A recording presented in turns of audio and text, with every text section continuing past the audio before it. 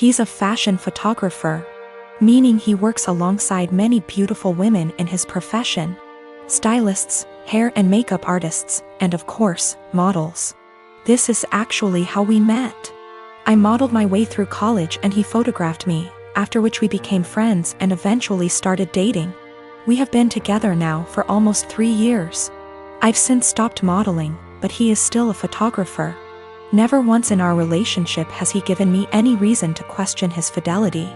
With the exception of me, he has never dated or even befriended any of the models he has photographed. That was, until Rachel came into the picture. I've met Rachel. She seems like a fun chick, the type of girl who draws a lot of positive attention just by entering a room. She's beautiful, but her personality really shines through.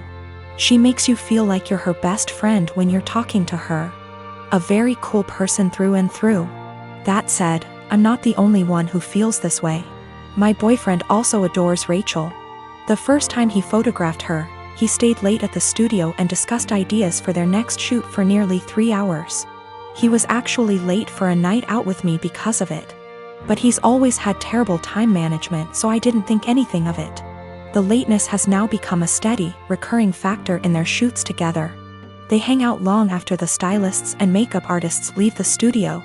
They also text a lot, and he's always smiling to himself and laughing when he reads the messages she sends him. At first he would show them to me and try to include me in on all the fun, without me asking. But he abruptly stopped doing that around 2 weeks ago. He tilts his phone away from me now when Rachel messages him. I'm not the jealous type, but if my BF had a history of doing this with the other models, I'd let it slide. The fact that he is only like this with Rachel, and me, I suppose, makes me wary of what might have transpired between them. Rachel herself has stopped talking to me. We used to communicate and have an easy, casual friendship via IG and Snapchat, but she pretty much ignores me now. Guilty conscience? I don't know. The real kicker is, my boyfriend now has a photo of Rachel as the wallpaper on his phone. He's apparently proud of the concept and the editing, and claims it has nothing to do with Rachel herself. Which is totally believable, but doesn't sit right with me. I told him that and he told me I was being irrational. Rachel is single, by the way. She and her BF broke up around 3 weeks ago. I really don't want to fall into the jealous GF trope, but what else am I to think? I don't want to make crazy demands and accuse my BF of cheating on me. Even emotionally, but he really does seem to be fond of this girl in a way that really hurts me. He has other female friends and he doesn't act that way with them. He's capable of being friendly with a girl without flirting or acting suspicious, but with Rachel it's different. He has slowly become very attached to her and I feel like I'm losing him.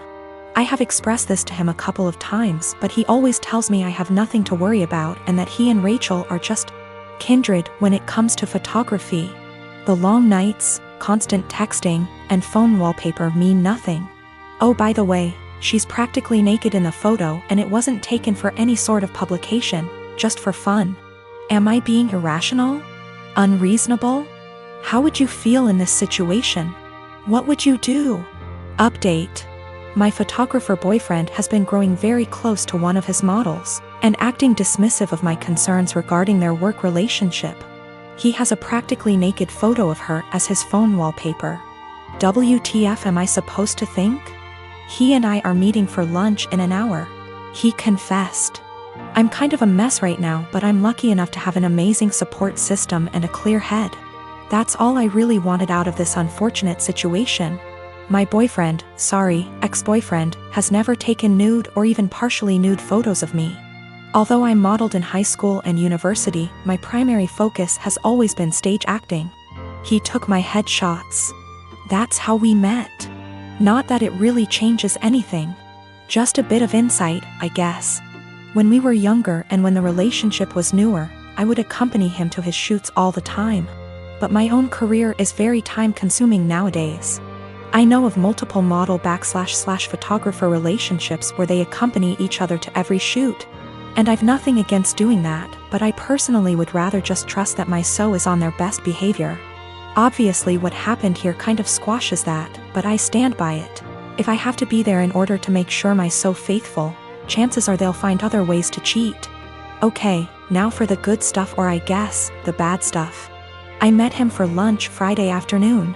We went to our favorite sushi joint overlooking the ocean, and I ordered more than I could handle, stuffing my face while trying to decide how to broach the topic of Rachel, but most importantly, our relationship.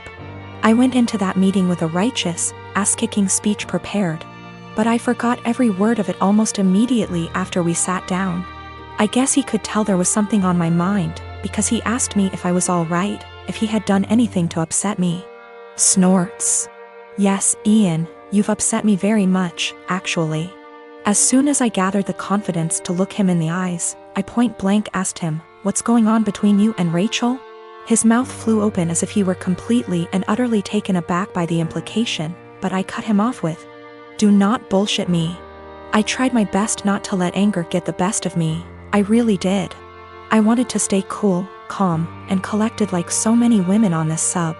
You know the ones. Those intense stories of cheating husbands wherein the wife takes to relationships, garners a ton of support, and then updates us later with a well-constructed storybook post detailing the evidence she has collected against him and the meeting she had with her uncle or sibling, who just so happens to be a divorce lawyer. Yeah, I'm not a badass like that. I wish I were. But I'm honestly just an overly emotional doormat, and I knew going into this meeting that I was either going to cry or gouge his eyes out with my mind. Because I had somewhere to be later, I took a hard left and got super angry. He could see it in me, the anger bubbling over. The people in the restaurant were starting to stare at us, too.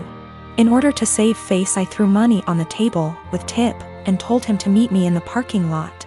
If I'd had a switchblade on me, I can't say for certain I wouldn't have channeled my inner jet and beat his to the pavement. Kidding. Totally kidding. We met inside my car.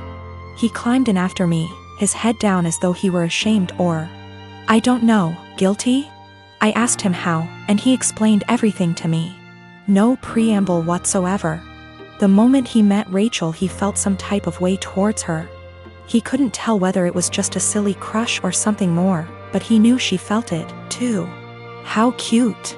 They kissed the first night they met. The night he nearly stood me up. They had crazy, emotional, forbidden intimate the night she and her boyfriend called it quits. And they've been ever since. He mentioned he has always used a condom with her, but I don't care. I'm getting tested. I should mention Rachel was the one who was broken up with in her previous relationship. I don't know why or how. I didn't ask and I don't care to know. Funnily enough, Ian said he doesn't want to be with Rachel, he wants to be with me. And he even provided text messages to show that he's the one who decided not to pursue anything with her on official grounds. But I told him I give zero about what he wants. And unless he can go // his eyes, he should get the out of my car and erase me from his mind before I erase him. I literally said that. In any case, I went home later that day and drank a lot. My friends and family, and most of Ian's friends and family, have rallied around me in support. I guess he told his mother we broke up and how it happened, because she called me this morning and said she's disgusted with her son and that if I need anything at all, she's always there for me. For real, I'm going to miss his family. They're good people. The best people. This is my first adult breakup, by the way. The type of breakup where you're required not only to break up with your so but with their family and friends, as well. These people you've spent so much time getting to know and growing to love, are suddenly not in your life anymore, and it's, well, it's kind of daunting, really. Daunting and sad and infuriating all at the same time. So, that's the conclusion to this story. That's what happened. P.S. He admitted to cheating with Rachel and then I dumped his. So far, his mother, his teenaged stepbrother, and 2 male friends of his, have reached out to me saying how disgusted, ashamed and embarrassed they are on his behalf. On top of 3 mutual friends. It hasn't been 2 days yet. I am a 19-year-old man. On Thursday, a person I had a major crush on in high school, but who rejected me, messaged me out of the blue. She had never contacted me without my contacting her first. And at one point I realized she had me blocked on social media, and so I found it odd that she was suddenly being friendly. After sending a couple of greetings / questions about how I've been, she said that she was going to have some people over and wanted to know if I would get the beer. The drinking age where we are is 19, and she and the people who were going to chill were all 18. The liquor stores in my area all card. I thought it was silly that my being a month older meant I could buy liquor and they couldn't, and so I said I would love to go. She said, "Thanks, I'll pick you up at 7. 7 o'clock rolled around, and she texted me to say she was in front of my house. I went out dressed and ready to chill with some people, and she drove me to the liquor store. When we got there, I asked what beer she wanted me to get, and she told me to get Budweiser. I hid my disappointment as well as I could, but it was her party, so I went in and bought 2 cases of 24. I got back in the car and said, "Let's party," and she was eerily quiet. I noticed that she wasn't driving towards her neighborhood, but rather back towards mine. I thought she had moved or something, but didn't want to press the issue. When she turned down my street, I finally figured it out. She was being purposefully vague about the invitation because she wanted me to get the beer. But she wanted a way out when she told me I wasn't actually invited in the first place. She stopped in front of my house, leaned over, kissed me on the cheek, and said, "Thanks," in her best voice. I deadpanned her and asked when she was going to tell me I wasn't invited. She feigned surprise and said that she never intended to invite me in the first place. I sat in silence for a long, awkward minute, picked up the beer, and walked towards my front door. She got out of her car and frantically tried to re-invite me to the party. But I told her that what she did was the most humiliating thing that ever happened to me. I opened my front door, slammed it a bit too hard, and came back to my room. I dated my ex-boyfriend for a few years and we broke it off a few months before COVID. We were both madly in love and I'm still not over him. My best friend knows this. A few months ago, she started getting distant from me, and it's super unusual for me because she needs me for everything. Like just a few things that I helped her do: find colleges, apply to colleges, help donate money for her college fund, help her build her resume, find her therapy, find her a job, and countless other things. I even paid for a lot of stuff for her, like going on trips and such. She didn't really do much for me and was somewhat of an emotional support because we'd always talk about her. But then I really didn't mind and didn't care what I did for her. She was my BFF, and you are best friends. They're sisters. Last month, she broke and told me that the reason that she's so distant is because she's quarantining with my ex and they're a thing. Whatever hopes I had of getting back to my ex are squashed because I don't think I can get over him hooking up with my best friend. I'm super heartbroken, and I know that you don't own people, but that doesn't mean that you can't be upset about their betrayal. Yes, dating your best friend's ex that she still loves is a betrayal. She asked me if I was happy for her, because she finally got a good job and a nice boyfriend. That job she has is solely because of me, because I asked an old acquaintance to return a favor by hiring my best friend. He wanted to hire someone else, but I begged him to hire her. I know how people are sometimes hurt, but then they say, "But I'm truly happy for you." I honest to God don't think they mean it, and when I say I'm happy for someone, I want to mean it. I'm not happy for my friend. I just am not. I can't make myself be. I told her as such and told her to stop contacting me. She's now blowing up my emails and DMs because she's so hurt by what I said to her. My dad said that I should have just kept this to myself since I know my best friend is a sensitive person and is hurt. But what about me? Am I given a sensitivity pass because I've looked after my friend for so long? Do my feelings just stop matching at some point? She called me with the news and said that she didn't know how to tell me, didn't apologize. And then she followed it up with how she's finally doing well and doesn't have to rely on me for money since she has a nice job, and also a nice boyfriend.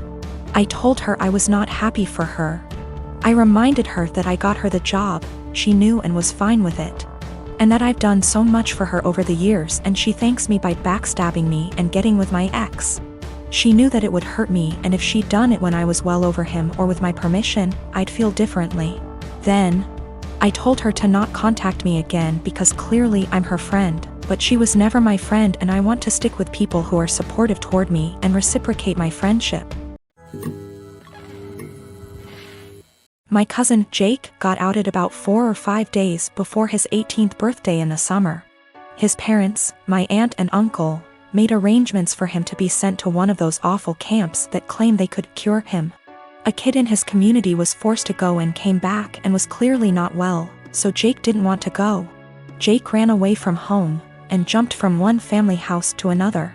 His folks didn't file a missing person report because they didn't want to look bad to their neighbors. They just told them that he went to that camp willingly.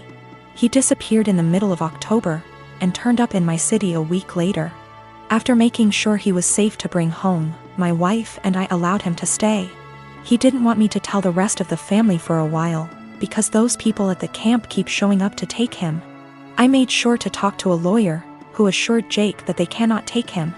3 days ago, he told his parents he was here. A few hours later, those damn camp people showed up, but they were unable to take him. My family has been blowing up my phone for the last 2 days, angry that I didn't tell someone sooner. Well, Jake didn't feel safe yet, and still doesn't. I wanted to make sure he was ready. Still, even those that want to protect Jake is upset with me for hiding him. I figured I wasn't the for hiding him from my more narrow-minded family. It was those that really wanted to help Jake that made me feel guilty. They were all scared out of their minds and wanted the peace to know he was okay. I felt bad for not telling them. Though I am sure they wouldn't had turned him in, I felt bad because we were working on keeping him safe. Also, we got a lawyer who got the police on the lookout for those camp people in case they try anything. Jake is not going out alone until we are sure he is safe. We are looking on how to get his paperwork, like his birth certificate, here because no way he trusts his parents to just hand them over.